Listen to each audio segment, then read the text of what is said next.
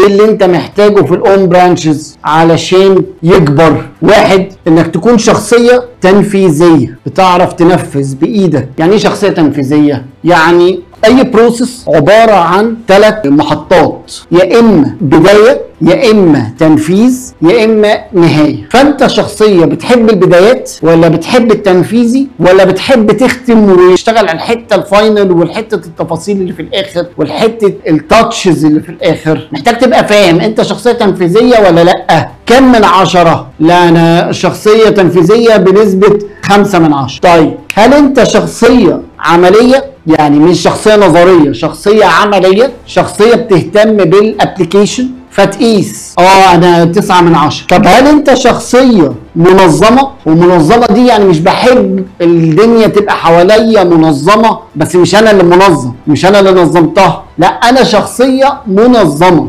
فتلاقي نفسك مثلا 7 من 10. طب هل انت شخصيه بتهتم بالتفاصيل؟ انا بهتم بالتفاصيل، يبقى انا 9 من 10. طب التوتال بتاع الاربعه دول ايه؟ فالتوتال بتاع الاربعه دول 30 من 40. يبقى لو انا قدامي كبراند فرصتين وانا اللي هقوم على نمو الفرصتين دول، هلاقي ان انا اعمل فروع اسهل لي من ان انا اعمل بيرسونال براند.